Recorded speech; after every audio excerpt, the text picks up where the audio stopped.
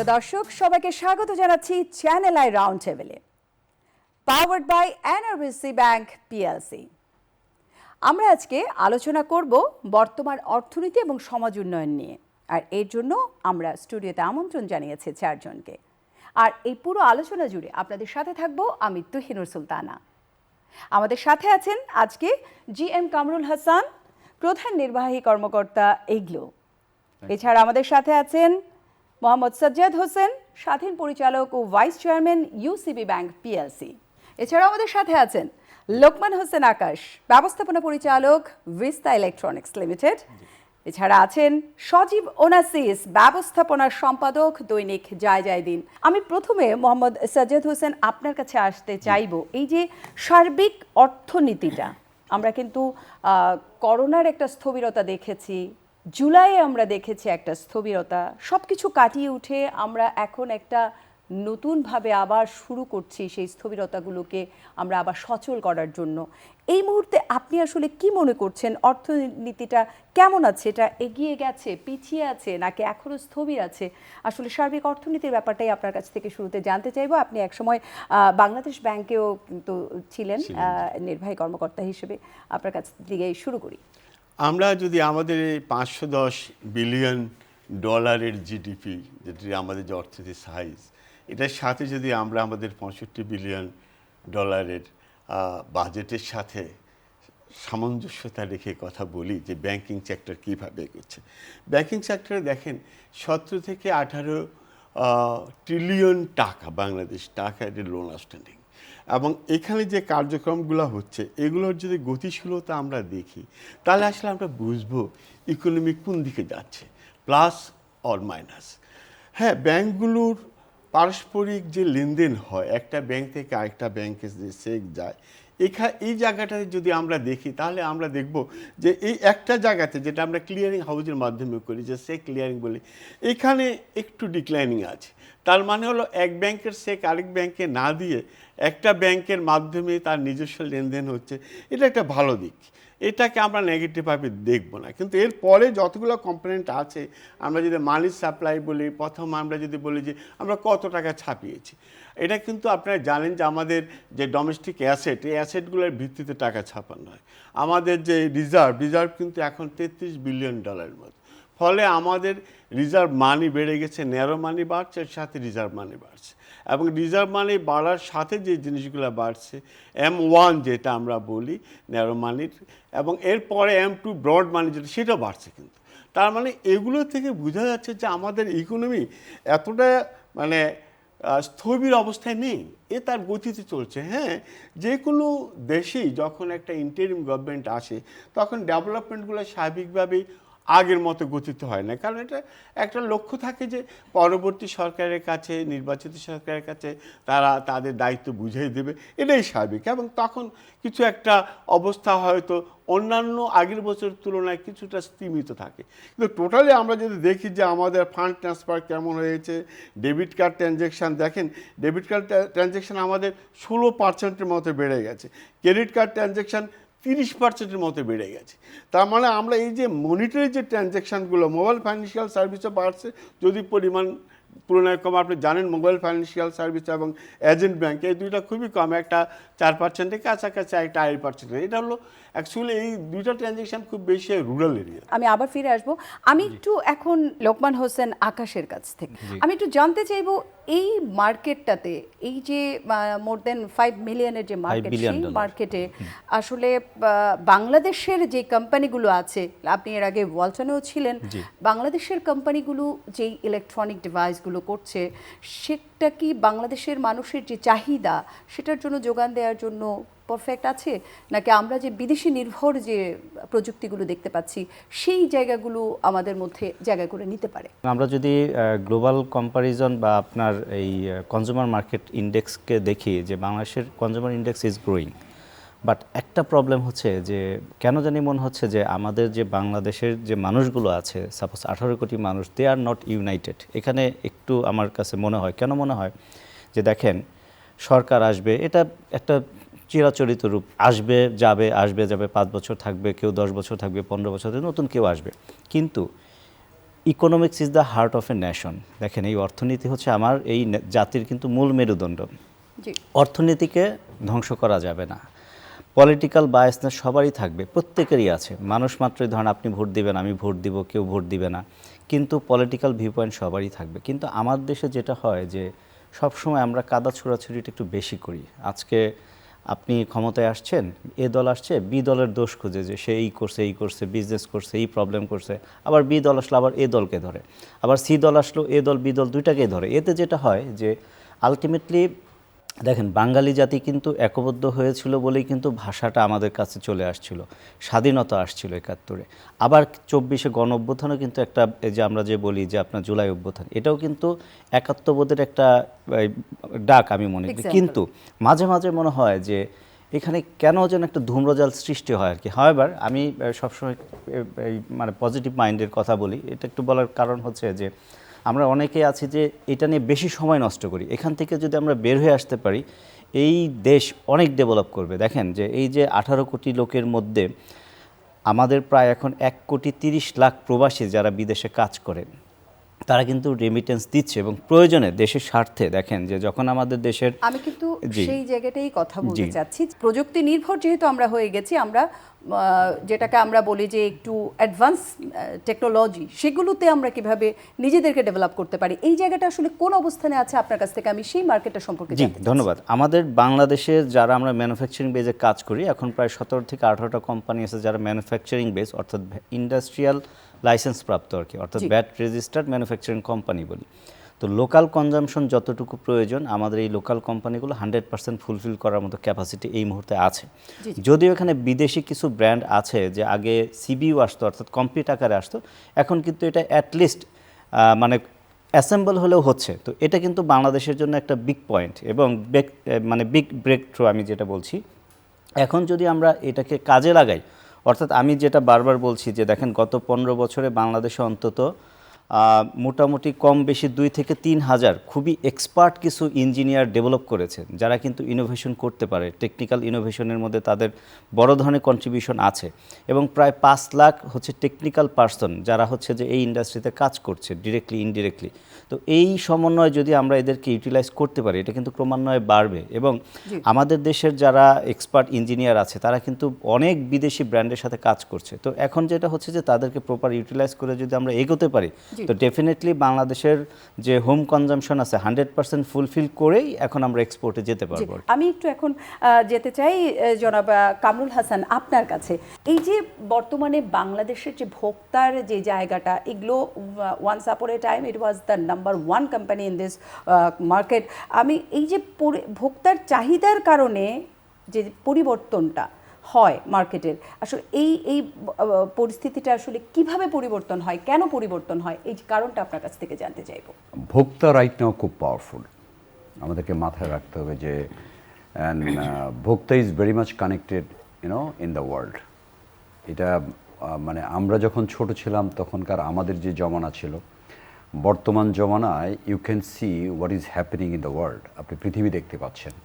আপনি টেকনাফ থেকে তেঁতুলিয়ার দূরত্ব কিন্তু এখন আর নাই, বিকজ সামথিং যে আমি ঢাকায় বসে কি কথা বলছি সাথে মানে একটা প্রত্যন্ত অঞ্চলের মানুষও কিন্তু দেখে, because it's all about the digital connectivity. So দিন যত যাচ্ছে ভোক্তা খুব পাওয়ারফুল, এটা হচ্ছে বাস্তবতা। অ্যান্ড আপনি যদি অন্যভাবে দেখেন, আমরা অনেক সময় যারা ম্যানুফ্যাকচারিং করি, অনেক সময় যারা বিভিন্ন প্রোডাক্ট বা সার্ভিস নিয়ে কাজ করি, আমরা অনেক সময় মনে করি যে ভোক্তা হচ্ছে স্টুপিড। Answer is no. ভোক্তা very smart. Sometimes they react, sometimes they don't react, sometimes তারা কথা বলে, সামটাইমস কথা বলে না। সো যেহেতু যুগের পরিবর্তন হচ্ছে, যুগের পরিবর্তনের সাথে রেখেই আমাদেরকে কাজ করতে হবে। যারা যে প্রফেশনে আছি না কেন, তা আমাদেরকে সেভাবে কাজ করতে হবে। ধরেন যে for example I am doing the ice cream business right now, okay, and ice cream is all about the logistic connectivity. এবং logistic connectivity point of view থেকে সারা বাংলাদেশে কানেক্টিভিটি করা not easy. But as a whole আপনি যদি আজকে যদি কোনো কারণে পঞ্চগড়েও প্রোডাক্ট দেন, সেও কিন্তু বেস্ট কোয়ালিটি প্রোডাক্টটা নিতে চাবে। তার কাছে ওই কম্প্রোমাইজের জায়গা নাই যে ঠিক আছে একটু হালকা মেল্টেড হয়ে গেছে, so I will accept this or no. এবং যদি কোনো কারণে একটু খারাপ পায়, পর মুহূর্তে আবার ফেসবুকে দিয়ে একটা সয়েল আপ করে ফেলবে যে this is what they are doing wrong etcetera. এটা একটা বড় জায়গা। ভোক্তার ডেভেলপমেন্ট পয়েন্ট অফ ভিউ থেকে যেটা ভাইয়া একটু আগে বললেন যে আমি মনে করি বাংলাদেশ খুবই ট্রিমেন্ডাস পটেনশিয়াল কান্ট্রি, আমি নেগেটিভলি কথা বলতে চাই না। ট্রিমেন্ডাস পটেনশিয়াল কি দেখেন, it's a 180 million people and the beauty of any country middle class. Middle class হচ্ছে পৃথিবীর সবচেয়ে beauty, because they love to spend the money. টাকা নাই, টাকা খরচ করে, তার টাকা নাই লোন করে। তার মানে কি, it is a part of macro economic. যখন আমি টাকা রোল আউট করতে শুরু করি তখন মানি স্টার্টস মুভিং। ওনারা ভালো বলতে পারবেন না, হি ইজ ইন ব্যাংক, আমার চেয়ে অনেক বেটার বলতে পারবে, বিকজ আমাদের দেশের মিডল ক্লাস 35% এবং 35% পিপল ইউনো, আমি যদি নিজেকে একজন মিডল ক্লাস চিন্তা ভাবনা করি, আমি জানি না আপনাদের অবস্থা, ধরেন আমার যখন টাকা ছিল না আমি লোন করে এটা কিনছি, ওইটা কিনছি, ওইটা, they love to show the aspiration. এবং aspirate people is very important for business. আমরা লোন দিচ্ছি, যেমন আমরা দেখি যে আইফোন বা স্যামসাং ফোন কেনার জন্য আমরা ইটস নট ফর, আমি বলার চেষ্টা করতেছি, ধরেন যে আমার একটা যদি আপনি সার্ভে দেখেন যে যারা টপ র্যাঙ্ক পিপল, যাদের অনেক টাকা আছে তারাও কম খরচ করে, যারা একটু দরিদ্র তারাও কম খরচ করে। Middle class is the changing economy. হ্যাঁ, চেঞ্জিং ইকোনমিতে বিশাল রোল প্লে করে, বিকজ তারা ঈদে কিনে, তারা একটা স্পেশাল অকেশনে কিনে, বাসায় একটু অ্যাসপিরেশন থাকতে, একটা ফ্রিজ লাগে, একটা এসি লাগে, এবং একটা কিনলে তারা একটা নতুন ডিমান্ড তৈরি হয়। এটা পার্ট অফ লাইফ। এবং যখন মানি মুভমেন্ট স্টার্ট হয়, কান্ট্রি গ্রোজ, ইকোনমি গ্রোজ। মানি যদি স্টেক থাকে তাহলে কিন্তু ইকোনমি গ্রো করবে না। তো এই যে মানুষের যে স্পেন্ডিং অ্যাবিলিটি বাড়ছে, স্পেন্ডিং ইন্টেনশন বাড়ছে, আর জাতিগতভাবে আমরা কিন্তু বাঙালি হিসেবে কিন্তু আমরা উৎসব মুখর। আপনি পৃথিবীর কোনো একটা দেশ পাবেন না যে দেশে 30 দিন রমজানে কেনাকাটা করে। The people loves to go out, they are doing the shopping, everything. I pass the time, আমি ইন্দোনেশিয়াতে ঈদ করছি, মালয়েশিয়াতে ঈদ করছি, দুইটা Muslim country, not like crazy না। সো এইখানকার মানুষ যেহেতু স্পেন্ডার জায়গায় ইকোনমি মুভ করবে না, এটা বিশ্বাস করার কোনো কারণ নাই। This the huge beauty. এখন এইটা হচ্ছে যে ভাই একটু যেটা বললো, একটু আগে যেটা বললেন, পলিটিক্যাল পয়েন্টে আমি যেতে চাই না, but we have to be very careful. ধরেন রিসেন্ট টাইম আপনি খেয়াল করে দেখবেন যে মার্কেট ব্যবস্থাপনায় তারা একটা সময় দিয়েছে সরকার থেকে, সেটা হচ্ছে 7টার ভিতরে বন্ধ করে দিতে হবে। আচ্ছা, এখন আমাদের স্ট্যাটাসটা বুঝি যে পিপুল গোজ আউট ফ্রম অফিস থেকে বের হয় 7টার দিকে, তখন তার আর ওই দোকানে যাওয়ার সময় নাই তার কাছে। এইটা যদি 12টা থেকে রাত্রে 10টা করতো, that could have been better. এবং এই আলোচনাটা কিন্তু ওনারা করছেন না, যে ভাই আমরা আসলে টাইমটাকে অ্যালোকেট করি, টেস্টিমোনিয়ালি চেঞ্জ করি, but what could the good time. 10টা থেকে 12টা পর্যন্ত আপনি একটা মার্কেটে গিয়ে দেন, 1 টাকারও বিক্রি করতে পারেন না, তার মানে I am wasting the energy and everything. তো এই জিনিসটা কিন্তু তাদের চিন্তা করা উচিত। So as a whole political point of view থেকে যদি চিন্তা ভাবনা করি আপু, সেটা হচ্ছে they need to see to the also corporate. সবসময় যদি পলিটিক্সের পাশে যদি নেতারাই থাকেন, তাহলে হয় কি, তারা রিয়েল ট্রু সিনারিওটা তারা পায়। জি, একেবারেই আমি আপনার সাথে একমত এই ব্যাপারগুলোতে। আমি আবারও আপনার কাছে আসব, এই যে দেশীয় যে ব্র্যান্ডগুলো, সেগুলো আন্তর্জাতিক বাজারে আসলে সেগুলোকে তুলে ধরার জন্য কি করা যায় সে ব্যাপারে আমি একটু এখন যেতে চাই জনাব সজীব ওনাসিস আপনার কাছে। এই যে আমরা বর্তমান অর্থনীতি এবং সমাজ উন্নয়নের কথা বলছি, এই জায়গায় গণমাধ্যমের ভূমিকাটা কতটুকু গুরুত্বপূর্ণ, এবং ইতিবাচক সংবাদ বা গঠনমূলক যে সাংবাদিকতা বলতে বুঝি, সেই জায়গাটা থেকে আপনার কাছ থেকে আমি একটু শুনতে চাই এই জিনিসগুলোকে আমরা কিভাবে। আসলে অর্থনীতিটা আমি ওই ডাটার দিয়ে বুঝি না, আমি বুঝি যে আপনার বাজারে গেলে আমার জিনিসপত্রের দাম কেমন। সাধারণ মানুষ কি মনে করে যে আমি বাজারে যাব, আমি কি আপনার সবজি বা জিনিসপত্র কি আপনার সঠিক দামে পাচ্ছি, নাকি পরের দিন গিয়ে দেখলাম যে 40 টাকার আপনার সবজি 100 টাকায় দিয়ে কিনতে হচ্ছে। এটা হচ্ছে মূল আপনার ফোকাল পয়েন্ট বাংলাদেশের মানুষের। তারা অর্থনীতি বুঝতে বুঝে আমি আসলে কিভাবে আমার জীবনযাত্রা আমি সামাল দিতে পারছি।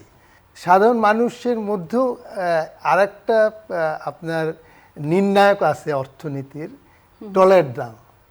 আপনার ডলারের দামের উপরে আপনার অর্থনীতি ক্লিয়ার বুঝতে পারবেন যে আসলে কোন পর্যায়ে আছে।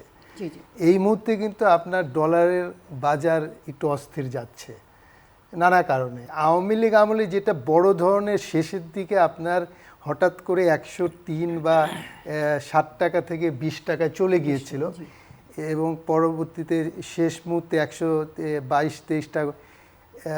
অন্তর্বর্তী সরকার কিন্তু খুবই আপনার দক্ষতার সাথে এই ডলার মার্কেটটা নিয়ন্ত্রণ করতে পেরেছিল, এই জন্য আমি ওনাদের ধন্যবাদ দিই। এবং কিন্তু এই মুহূর্তে আপনার এই গভর্নমেন্টের সবচেয়ে বড় সমস্যা যে এরা এসেই একটা বড় আপনার বৈশ্বিক সমস্যা, যেটা তারা এর জন্য দায়ী না। ইরান এবং আপনার আমেরিকার যে সন্ত্রাসী হামলার কারণে এই জিনিসটা হলো, সেটা পুরো পৃথিবীতে আপনার প্রভাব ফেলেছে এবং বাংলাদেশেও এটা পড়েছে। আসলে বৈশ্বিক রাজনীতির ক্ষেত্রে তো আমাদের কারোরই কিছু করার থাকে না, না। ওইটাই বলছি যে তারপরে এই কারণে আপনার ডলারের মার্কেট গভর্নমেন্ট সঠিক রাখার চিন্তা করছে, ধরেন যে রপ্তানি আয় বাড়ানোর চেষ্টা করছে বা রেমিটেন্সের প্রভাব বাড়লে এটা স্টেবল থাকবে, এটা নিশ্চিত। কিন্তু আমার সাধারণ মানুষের দৃষ্টিভঙ্গি বা সাংবাদিক হিসেবে আমি চাইবো যে মানুষের জন্য জীবনযাত্রার মান সঠিক থাকে। এই যে আপনার জিনিসপত্রের দাম যে বেড়ে যায়, এটা কিন্তু পুরোপুরি দায়ী সিন্ডিকেট। গণমাধ্যম তো তুলে ধরছে, সিন্ডিকেট বলেন তুলে ধরার পরও এটার কেন সঠিক না, আপনার গণমাধ্যমের হাতে তো মেশিনারিজ নাই যে আপনার নিয়ন্ত্রণ ক্ষমতা। আপনার মানুষের ভিউটা তুলে ধরতে পারে, সিন্ডিকেটের ষড়যন্ত্র বা তাদের যে পিছনে যে কালো হাত সেটা তুলে ধরতে পারে, কিন্তু এটা তো নিয়ন্ত্রণ করবে সরকার। আমি আবার একটু আমি ঘুরে আসছি, আমি আবার আপনার কাছে ফিরে আসবো। মোহাম্মদ সাজ্জাদ হোসেন, আপনার কাছে আমি প্রশ্ন করতে চাই, আমরা কিছুদিন আগে দেখেছি এই যে অনেক ব্যাংকের লুটপাটের যে ঘটনা, মানুষ এই জায়গাটায় অনেকটা আস্থার জায়গাটা বলতে গেলে একটু হারিয়েই ফেলেছে। আসলে এই মুহূর্তে ব্যাংকগুলো এখন কি অবস্থায় আছে? আসলে ব্যাংকগুলোর কাজ হলো জনগণ থেকে ডিপোজিট নিয়ে এটা আবার ঋণ দেয়, এবং স্বাভাবিকভাবে সেই যে টাকাটা নেয় আপনি জানেন তার 85% এর মতো টাকা, এখন এটা 87% মতো, এই টাকাটা সে জনগণকে দেয়, আর বাকি যে টাকাটা 13% এটা তার নিজের কাছে রাখে। তার মানে ব্যাংক টাকা নিয়ে তার কাছে রাখছে না, এবং ডিপোজিটর যারা তারাও একটা নির্দিষ্ট সময়ের জন্য নর্মালি দিয়ে থাকে, কারেন্ট অ্যাকাউন্ট বাদ দিলে আপনার অন্যান্য যে অ্যাকাউন্টগুলো দেয়। এখন যদি হঠাৎ করে একটা গ্রুপ অফ পিপল যে একটা ব্যাংকে বলে যে আমার যে টাকা তোমার কাছে ডিপোজিট আছে এটা আমাকে ফেরত দাও, এটা কোনো কালই সম্ভব না। এখন এখানে হলো একটা বিশ্বস্ততার জায়গা এবং একটা গোপনীয়তার জায়গা। একটা ব্যাংকের কত টাকা আছে, কত টাকা ঋণ দেওয়া আছে, কত টাকা তার নিজের কাছে আছে, নর্মালি আপনি জানেন যে ব্যাংকের একটা অংশ বাংলা ব্যাংকের কাছে রাখতে হয়। আমরা তাকে বলি, একটা অংশকে আমরা সিআরআর বলি আর একটা অংশকে এসআরআর বলি। তার মানে দৈনন্দিন লেনদেনের জন্য তাকে 4, 8, 13 যদি ধরেন 17% টাকা তার কাছে রাখতে হয়। তো এই টাকাটা দিয়ে মোটামুটি তার লেনদেন হয়ে যায়। এখন যখন একটা লোক গিয়ে, একটা কাস্টমার গিয়ে ব্যাংকে টাকা না পায় চেক দেওয়ার পরে, তখন কিন্তু তার অবিশ্বস্ততার জন্ম হয়। আমরা কিন্তু প্রতিনিয়ত এই ধরনের সংবাদ দেখতে এটা পাচ্ছি। হয়েছিল একটা সময়, এবং এটা কখন মানুষ করে, মানুষ দুইটা সময় করে। একটা করে যখন তার টাকার প্রয়োজন আসে তখন সে চেক দিয়ে টাকা তোলে, আবার যখন মানুষ কোনো গুজব শুনে বা কোনো তথ্য পায় যে এই ব্যাংক আর চলবে না, এই ব্যাংক বাতিল হয়ে যাবে, তাহলে সবচেয়ে বড় কাজ হলো ব্যাংকের ব্যবসার জন্য আপনি তার গোপনীয়তা রক্ষা করা। এখন অথরিটি যদি কখনো এমন করে যে এই ব্যাংক আর থাকছে না, কালকে থেকে এই ব্যাংক দেউলিয়া হয়ে গেছে, তাহলে কিন্তু যার যার টাকায় সবাই কিন্তু হুমড়ি খেয়ে পড়বে, তারা টাকা পাবে না। তা আলটিমেটলি কী হবে, সে একটা ব্যাংক থেকে টাকা তুলে নিয়ে আরেকটা ব্যাংকে রাখবে, এবং সে আরেকটা ব্যাংকে টাকা রাখলে ওই যে ব্যাংকে রাখলো তার কিন্তু অনেক লাভ হলো, যে ব্যাংক থেকে তুলে নিল সেই ব্যাংকের কিন্তু ক্ষতি হয়ে গেল। এখন এই কারণেই আসলে আমাদের 5টা ব্যাংক বেশ কিছু অন্যায়ভাবে কিছু টাকা ঋণ হিসেবে চলে গেছে, কিন্তু ঋণ হিসেবে বেনামি ঋণ বা যেই নামে ঋণ, কিছু দুর্নীতি হয়েছে, আমাদের এনপিএল, দ্যাট ইজ আমাদের কুড়িন আমরা যেটাকে বলে মন্দ ঋণ, সেটা বেড়ে গেছে। কিন্তু এটাও সত্য, টোটাল যদি আপনার ব্যাংকিং সেক্টরে যে টাকাটা আছে, বাংলা টাকা তার বিদেশে যায় না, যায় ডলার হিসাবে, তাই না? এবং ব্যাংকের যে পুঁজি তার একটা বড় অংশ বাংলা টাকা, আমাদের দেশি টাকা, এবং বাকি যে ফরেন রিজার্ভ সেটা কিন্তু গভর্নমেন্টের যে ফরেন রিজার্ভ হিসাব আছে, এখান থেকে কোনো টাকা কিন্তু বেআইনিভাবে যায় না, যায় কোত্থেকে, হুন্ডি আকারে যেগুলো যাচ্ছে মার্কেটে। আমরা নর্মালি ধারণা করি যেটুকু আমাদের ব্যালেন্স থাকে ফরেন কারেন্সির, তার কাছাকাছি একটা অঙ্ক মার্কেটে থাকে। এই অর্থনীতি, বর্তমান যে অর্থনীতি সেটাকে এবং সমাজের যে উন্নয়ন, এই জায়গাটাকে আমি স্থিতিশীল করতে হলে, আপনি যেটা বললেন একটু অস্থিতিশীল হয়ে আছে, এই স্থিতিশীল করতে হলে আমাদের চ্যালেঞ্জগুলো কোথায় এবং কিভাবে আমরা খুব সহজে এই জায়গাটা একটা স্থিতিশীল পর্যায়ে আসতে পারবো? আমি খুব সংক্ষিপ্ত আকারে আপনার কাছ থেকে জানতে চাই। স্থিতিশীল আকারে প্রথম কথা হলো আমাদের যারা পার্সেজের আছে। আমরা যদি আমাদের গ্রাম অঞ্চলের প্রত্যন্ত অঞ্চলের মানুষকেও ধরি, কারণ ইনইকুয়ালিটির বড় একটা অংশ, সেখানে 4 কোটি মানুষকে ঋণ দিচ্ছে মাইক্রো ক্রেডিট সেক্টর, জি, জি। এবং সেই ঋণের একটা বড় টাকা কিন্তু ইউটিলাইজ হচ্ছে আমার ইগলু ভাইয়ের কাছে এবং আমার ওয়ার্ল্ড অফ ফান্ডারদের কাছে। এখানে কিন্তু ইকোনমি বড় একটা কাজ করতেছে, এবং আপনি বেকারত্ব দূর করার জন্য ইনফ্লেশন দেখেন, আমরা 7% টার্গেট করছিলাম, তার থেকে একটু বেড়েছে, তাই না? আমরা যে জিডিপি টার্গেট করছিলাম তার কাছাকাছি আমরা আছি। তাহলে এখন কি দরকার? বেকারত্ব দূর করার জন্য। আপনি যদি গ্রামে যান, গ্রামে গেলে দেখবেন যে আসলে লেবার যারা ফিজিক্যাল লেবার দেয়, এরা কিন্তু কাজ করতে চায় না, তাদেরকে গ্রামমুখী করতে হবে। আমাদের ঢাকা শহরে যদি আপনি ডেটা নেন, রাস্তায় দাঁড়িয়ে দাঁড়িয়ে যে তোমার পেশা কি, আপনি অনেক লোকেরই পাবেন কোনো নির্দিষ্ট পেশা নেই, পেশাবিহীনভাবে সে ঢাকাতে ঘুরতেছে, এবং এরাই কিন্তু অড জবগুলো করতেছে। এই অড জবগুলো থামানোর জন্য, দেশের দুর্নীতি কমানোর জন্য, প্রথম স্থিতিশীল করার জন্য প্রথম দরকার হলো মানুষকে কর্মমুখী করে তোলা, এবং কর্ম করার যে দুইটা মাধ্যম, একটা হলো তাদেরকে কর্মসংস্থান সৃষ্টি করা, এবং কর্মমুখী হওয়ার জন্য তাদের যথেষ্ট ফ্যাসিলিটি তৈরি করা, যেটা বর্তমান আপনাকে অসংখ্য সরকার নিচ্ছে। ধন্যবাদ জনাব লোকমান হোসেন আকাশ। আপনার কাছে, আপনি বলছিলেন যে এই খাতের চ্যালেঞ্জগুলো বলছেন, আসলে এই প্রধান চ্যালেঞ্জগুলো কি, এবং চ্যালেঞ্জগুলোকে ওভারকাম করার জন্য আমাদের কি কি করণীয় করা যায়, বা কি ধরনের সহযোগিতা আমরা সরকারের কাছ থেকে পেতে পারি? এই টোটাল ইন্ডাস্ট্রিকে আমরা বলি হচ্ছে লাইট ইঞ্জিনিয়ারিং ইন্ডাস্ট্রি। এখানে প্রায় $7 ট্রিলিয়ন গ্লোবাল মার্কেট আছে, এবং দেখেন এই $7 ট্রিলিয়ন বাংলাদেশের কন্ট্রিবিউশন কিন্তু এখনও 1%ও হয় নাই। যদি 1% আমরা কন্ট্রিবিউট করতে পারি, আমার $70 বিলিয়ন এক্সপোর্ট হবে, যেটা ভিয়েতনাম করেছে। ভিয়েতনাম গত বছর তাদের কন্ট্রিবিউশন ছিল 2%, তাতেই তারা $170 বিলিয়ন শুধু এই ইঞ্জিনিয়ারিং খাতে পণ্য এক্সপোর্ট করেছে। তো আমার দেশে যেটা দরকার, যেহেতু এই ধরনের যে পণ্য তৈরি করি আমরা, এগুলোর কাঁচামাল বা সফটওয়্যার বা যে টেকনোলজি, এটা বেশিরভাগই হচ্ছে বিভিন্ন দেশের উপরে পেটেন্ট করা থাকে, সেগুলো নিয়েই আমাদের একটা কম্বাইন করে একটা প্রোডাক্ট তৈরি করতে হয়। তো আমার দেশে এই ইন্ডাস্ট্রি ডেভেলপ করার জন্য সর্বপ্রথম দরকার এই লোকাল যে ইন্ডাস্ট্রি যেগুলো ডেভেলপ হয়েছে বা যারা আমরা বিনিয়োগ করেছি, তাদেরকে আগে সহযোগিতা করা। দেখেন, যেমন BYD একটা গাড়ির কথা বলি, এটা চাইনিজ একটা ব্র্যান্ড। এটা 1995 সালে তারা ব্যাটারি প্রযুক্তি দিয়ে ব্যবসা শুরু করে। শুধু গত বছর 2025 সালে তারা 4 মিলিয়ন ইউনিট গাড়ি বিক্রি করেছে, যেটা ওয়ার্ল্ডের বেস্ট। এবং 1 নম্বরে চাইনিজ ব্র্যান্ড, 2 নম্বরে চাইনিজ ব্র্যান্ড জিলি। অর্থাৎ এই দুইটা কোম্পানি মিলা জাপান, কোরিয়া এবং জার্মানি, 3টা দেশে যে টোটাল গাড়ি এক্সপোর্ট করেছে তার চেয়ে বেশি করেছে। দেখেন কি করেছে, গভর্নমেন্ট তাকে সহযোগিতা করেছে। অর্থাৎ আমার দেশে যেটা হয় যে একটা ইন্ডাস্ট্রি যদি বড় হয়, তাকে আমরা পেছন থেকে টেনে ধরি, বিভিন্ন অজুহাতে তাদেরকে টেনে ধরি, এটা আমলাতান্ত্রিক জটিলতা বলি বা পলিটিক্যাল বায়াসনেস, বিভিন্ন কারণে তাকে উঠতে দেওয়া হয় না। হোয়ারাস এটা যদি আমরা অন্যান্য দেশে দেখি, তাকে ওই দেশের গভর্নমেন্ট মনে করে যে এটা একটা ব্র্যান্ড, এটা গ্লোবাল মার্কেট এক্সপ্যানশন করুক, তাকে সকল ধরনের সহযোগিতা দেওয়া হয়। আমার দেশে যেমন আমরা যে এক্সপোর্ট করব, মূল ব্যারিয়ার হচ্ছে আমার র ম্যাটেরিয়ালস। যেহেতু এই জাতীয় পণ্যের মূল র ম্যাটেরিয়ালস আমাকে বিদেশ থেকে আমদানি করতে হয়, এবং শুধু আমার দেশ না, এটা প্রতিটা দেশেই, আপনি চায়না বলেন, জাপান বলেন, কোরিয়া বলেন, এই ইলেকট্রনিক্স পণ্যে যেসব মানে ডিভাইস পণ্য তৈরি করতে যেসব ম্যাটেরিয়ালস লাগে, আপনার অ্যালুমিনিয়াম, কপার, গোল্ড, আপনার স্টিল, তারপর হচ্ছে গ্যাস, তো এইসব পণ্য কিন্তু কোনো একক দেশ কিন্তু না, মানে সলভেন্ট না। তো আমার দেশেও কিন্তু ঠিক তাই। অর্থাৎ এইগুলো যখন আমার দেশে আমরা ইন্ডাস্ট্রি করি, আমাদেরকে প্রথম উচিত যে আগে আমার লোকাল ইন্ডাস্ট্রিটা স্ট্রং হোক। মিনহোয়াইল এটা এক্সপোর্টের ক্ষেত্রে যদি আমরা 100% ডিউটি ড্রব্যাকের যে মানে শুভঙ্করের ফাঁকি, সেটা বাদ দিতে হবে। অর্থাৎ আমাকে ডিউটি ফ্রি অ্যাক্সেস এই র ম্যাটেরিয়ালসকে এন্ট্রি দিতে হবে, তখন এই লোকাল ইন্ডাস্ট্রিটা আরও এক্সপ্যানশন করবে, এবং সেই সাথে যেটা হবে যে আমরা কোয়ালিটি পণ্য তৈরি করতে পারবো। থ্যাংক ইউ, আপনাকে অসংখ্য ধন্যবাদ আমাদের সাথে যুক্ত হওয়ার জন্য। আমি এবার ফিরে যেতে চাই GM কামরুল হাসান, আপনার কাছে আবারও। আপনাদেরও কিন্তু অনেক চ্যালেঞ্জ মোকাবিলা করতে হয়, চ্যালেঞ্জগুলো আসলে মানে কোন ধরনের, এবং তরুণ প্রজন্ম যদি এই ধরনের কর্মসংস্থানগুলোতে আসতে চায় এবং একটা কোম্পানিকে লিড করতে চায়, আসলে কি ধরনের চ্যালেঞ্জ তাকে মোকাবিলা করার মতো সহনীয় তাকে হতে হবে? আমি যদি অন্যভাবে বলি, যে আপনি যে কোশ্চেনটা করলেন, তরুণ প্রজন্ম যদি আসতে চায়, আমাদেরকে একটা জিনিস মাথায় রাখতে হবে যে তরুণ প্রজন্মকে কি আমরা আদৌ এক্সপেডিট করছি কিনা, একটা বড় ইস্যুজ আছে। আমি যদি একেবারে গোড়াতে যাই, সেটাতে আসেন আমাদের শিক্ষা ব্যবস্থা। আপনি একটা ছেলে গ্রাজুয়েট হচ্ছে, BBA করছে, MBA করছে, অথবা ইঞ্জিনিয়ার হচ্ছে, হোয়াটএভার, তারা যখন বের হয়, they claim that they are fresh.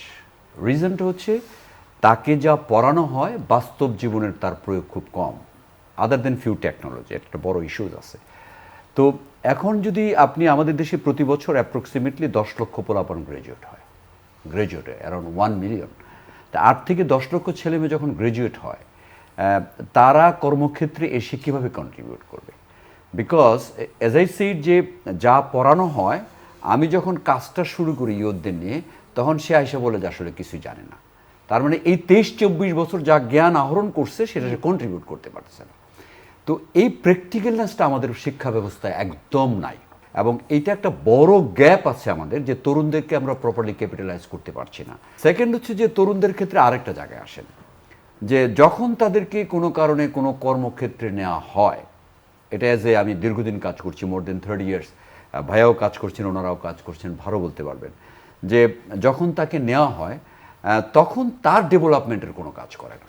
আপনি মেশিনে ইনভেস্ট করেন, প্রোডাক্ট ডেভেলপমেন্ট ইনভেস্ট করেন, আপনি নতুন নতুন ইনোভেশনে অনেক ইনভেস্ট করেন, বাট যার মাধ্যমে আপনি তরুণদেরকে বাজারজাত করবেন তাদের প্রতি কোনো ইনভেস্টমেন্ট নাই। ধন্যবাদ জনাব কামরুল হাসান আপনাকে। আমি এবার একটু আবারও আসতে চাই সজীব ওনাসিস আপনার কাছে। আসলে আপনার কাছ থেকে জানবো যে অ্যাজ এ গণমাধ্যমের ব্যক্তিত্ব হিসেবে এই সবগুলো জিনিসকে নিয়ে একসাথে গণমাধ্যম টেকসইভাবে সেই জায়গাটাতে আমরা উপনীত হতে পারি, গণমাধ্যম সেখানে কিভাবে ভূমিকা রাখবে? ব্যাংকার ভাইয়া বললেন যে কিছু ক্ষেত্রে গোপনীয়তার প্রয়োজন আছে, যে যেন মানে এটা না করে, বাস্ট না করে, এটা যেন মানুষের মধ্যে একটা বিরূপ প্রতিক্রিয়া সৃষ্টি না হয়। তবে গোপনীয়তার একটা মাত্রা থাকবে, যেটা আমাদের মনে করেন যে সাধারণ মানুষের আপনার স্বার্থের বাইরে না যায়।